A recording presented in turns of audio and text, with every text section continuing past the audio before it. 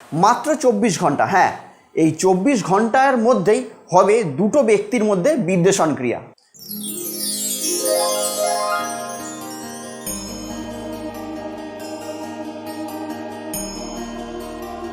নমস্কার, আমি অয়ন, আপনাদের বন্ধু, আবারও হাজির আপনাদের সামনে এবং আপনাদেরকে স্বাগত জানাচ্ছি আপনাদেরই চ্যানেলে। আশা করি আপনারা সবাই খুব ভালো আছেন এবং সেই আশা নিয়েই শুরু করছি আজকের অনুষ্ঠান।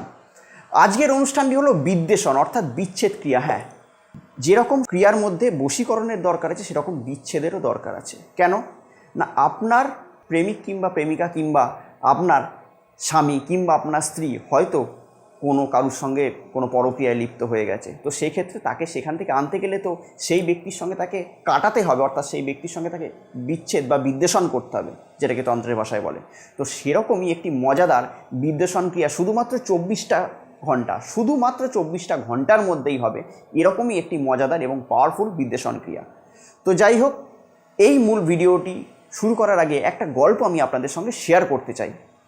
একজন কৃষক ছিলেন, তিনি কি করতেন, রোজ একটা কুয়ো থেকে জল তুলতেন। তার মধ্যে একটা হাতড়া ছিল, তার দুদিকে দুটো বালতির মতো ছিল, সেখানে করে তিনি জল তুলে সেই জল তিনি বাড়িতে নিয়ে যেতেন। তো এমত অবস্থায় তিনি জল নিয়ে রোজই বাড়ি যেতেন সকালবেলা। তো যেতে গিয়ে হাতড়ার যে দুদিকে যে দুটো বালতি ছিল, সামনের বালতি কি করতো, পুরো যে জলটা নিয়েই সে বাড়িতে পৌঁছে দিতে পারতো, কিন্তু পিছনের যে বালতিটা একটু ছিদ্র থাকার দরুন যখন তিনি সেটিকে কাঁধে নিয়ে বাড়িতে যেতেন, তো ফোঁটা ফোঁটা করে ওই ছিদ্র দিয়ে জল পড়তে পড়তে বাড়িতে গিয়ে যখন পৌঁছালো সেখানে হয়তো অর্ধেক বালতি জল গিয়ে পৌঁছতো। তো এই অর্ধেক বালতি জল যে পৌঁছতো, পিছনের বালতিটি কি বলতো যে অর্ধেক, আমি খুব লজ্জিত যে এরকম একদিন কৃষকটিকে বলেছিলেন যে আমি খুবই লজ্জিত যে আপনি এত পরিশ্রম করে জল নিয়ে যান, কিন্তু আমি শুধুমাত্র আপনার এই অর্ধেক বালতি জল ঘরে নিয়ে যেতে পারি। আর সামনের বালতিটির মধ্যে খুব অহংকার ছিল, সেই যেহেতু পুরো বালতির জলটাই সেই কৃষকের বাড়িতে নিয়ে যেতে পারতো, তার খুব অহংকার ছিল। তো এমত অবস্থায় একদিন কৃষককে পিছনের বালতিটি বললেন যে আমি প্রচণ্ড লজ্জিত যে সামনের বালতির মতো আপনাকে পুরো বালতির জলটা বাড়িতে নিয়ে যেতে পারি না। তখন কৃষক বলেছিলেন যে ঠিক আছে, এই বিষয়ে কালকে কথা হবে। তো নেক্সট দিন আবার যখন কৃষক জল ভর্তি করে নিয়ে যাচ্ছেন, তখন সেই পিছনের বালতিটিকে বলছেন যে তোমার ছিদ্র দিয়ে যে টপ টপ করে যে জল পড়ে, সেই জায়গায় আমি একটা বীজ বপন করে রেখেছিলাম, সেই জল পড়তে পড়তে এখন সেখানে ফুলের গাছের সৃষ্টি হয়েছে এবং সেই ফুল দিয়েই আমি ভগবানের পুজো করব। তো এইটি শুনে সেই যে ছিদ্রওয়ালা যে বালতিটা ছিল সে খুবই আনন্দিত হয়েছিল এবং সামনে যে অহংকারী যে বালতিটা ছিল সে খুবই দুঃখিত হয়েছিল, কেননা তার অহংকার কিন্তু সে শেষ হয়ে গেছিল। তো যাই হোক, এখান থেকে একটা জিনিস আমাদের শিক্ষণীয় আছে, কি আমাদের প্রতিটা মানুষের মধ্যে কিছু না কিছু কমতি আছে, প্রতিটা মানুষের মধ্যে কিছু না কিছু কমতি আছে এবং সেই কমতিটাই কিন্তু আমাদেরকে ইউনিক বানায়। তো যাই হোক, যদি কারোর মধ্যে সেই কমতি থাকে, কমতি নিয়ে হাসি ঠাট্টা করবেন না কিংবা তাকে অপমান করবেন না, সেই কমতিটাকেই তার যাতে ভালো জায়গায় পরিণত হয় সেরকম ব্যবস্থা করবেন এবং তার কমতিটাকে অবশ্যই একটা ভালো মর্যাদা দিতে শিখবেন। দেখবেন তিনিও ভালো থাকবেন এবং আপনারাও ভালো থাকবেন। তো যাই হোক, আজকে আমার আলোচ্য বিষয় কী ছিল না, বিদ্বেষণ ক্রিয়া। আপনার স্বামী কিংবা আপনার স্ত্রী যদি কোনো পরক্রিয়ায় লিপ্ত হয়ে যায়, তাকে সেখান থেকে আনবেনটা কী করে? আনতে গেলে তো সেই ব্যক্তির সঙ্গে আপনাদেরকে বিচ্ছেদ করতে হবে, বিদ্বেষণ করতে হবে।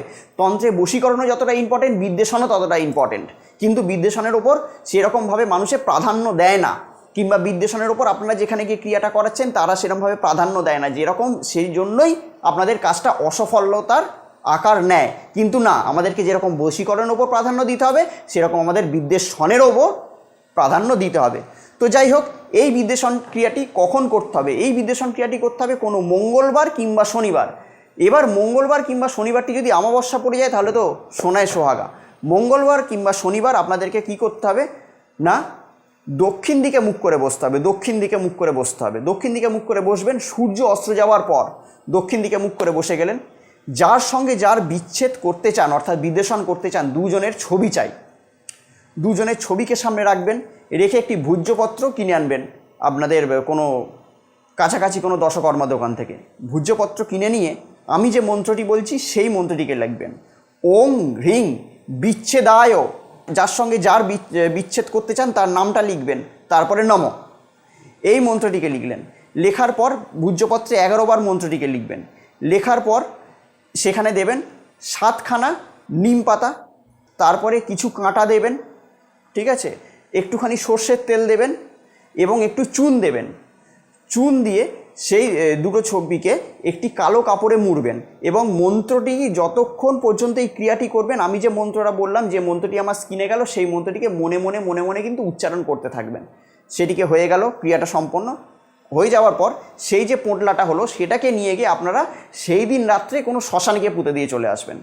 সেই দিন রাত্রেই আপনাদেরকে করতে হবে, কোনো শ্মশানে পুঁতে দিয়ে চলে আসবেন। ব্যাস, তার ঠিক 24 ঘন্টা পর থেকে, তার ঠিক 24 ঘন্টা পর থেকেই দেখবেন এই ক্রিয়ার ম্যাজিক। হ্যাঁ, এই ক্রিয়ার ম্যাজিকটাই দেখতে পারবেন তার ঠিক 24 ঘন্টা পর থেকে। কি হবে, যে দুজনের মধ্যে একদম ভালো সাক্ষাৎ ছিল, যে দুজনের মধ্যে একটা মধুর সম্পর্ক ছিল, তারাই হয়ে উঠবে পরমের শত্রু। তাদের মধ্যে পুরো সাপে নেউলে সম্পর্ক হয়ে দুজন পুরো আলাদা হয়ে যাবে। একজন উত্তর মেরু চলে যাবে, একজন দক্ষিণ মেরু চলে যাবে। 100-1000% কনফার্মেশনের একটি টোটকা, 100-1000% পাওয়ারফুল একটি টোটকা। এই টোটকাটি করে দেখবেন দুজনের মধ্যে বিচ্ছেদ হতে হবেই, দুজনের মধ্যে বিচ্ছেদ হবেই, হতে বাধ্য এই ক্রিয়ার মাধ্যমে। তো যাই হোক, এই ক্রিয়াটি আপনাদের কাছে আজকে আমি উপস্থিত করলাম, কেননা আপনাদের এরকম সমস্যায় প্রতিটা মানুষ ভুগছেন, যাদের আপনাদের যে ভালোবাসার মানুষ অন্য কারোর সঙ্গে লিপ্ত হয়ে গেছে, কিংবা আপনাদের দুজনের মধ্যে কোনো তৃতীয় ব্যক্তির আগমন ঘটে গেছে। তো সেই তৃতীয় ব্যক্তিকে হাঁটানোর জন্যই থাকলো আমার এই টিপসটি আপনারা অ্যাপ্লাই করবেন, দেখবেন জীবনে অভূতপূর্ব রেজাল্ট পাবেন। এমনভাবে দুজনের মধ্যে বিচ্ছেদ হয়ে যাবে, কোনো দিনও, যতদিন তারা দুজন জীবিত থাকবে, কোনো দিনও কেউ কারোর মুখ পর্যন্ত দেখবে না। এরকমই পাওয়ারফুল এবং অসাধারণ টোটকা আমি আজকে একটা আপনাদের সঙ্গে শেয়ার করলাম। তো যদি ভিডিওটিকে ভালো লেগে থাকে তাহলে অতি অবশ্যই লাইক করে দিন। আর যদি আমার চ্যানেলে নতুন যদি ভিউয়ার্স হয়ে থাকেন, এখনও পর্যন্ত সাবস্ক্রাইব করেননি, তাহলে অতি অবশ্যই সাবস্ক্রাইব করে নিন, কেননা আপনাদেরকে তো জুড়ে থাকতে হবে আমার চ্যানেলের সঙ্গে এরকম মজাদার এবং পাওয়ারফুল টোটকা পাওয়ার জন্য। আমি তো আছি, আপনারা থাকছেন তো। আবার পরদিন হাজির হব অন্য কোনো মজাদার টোটকা কিংবা কোনো জ্যোতিষভিত্তিক আলোচনা নিয়ে। ততক্ষণের জন্য অতি অবশ্যই ভালো থাকবেন, সুস্থ থাকবেন এবং আশেপাশের সবাইকেও ভালো রাখবেন। নমস্কার।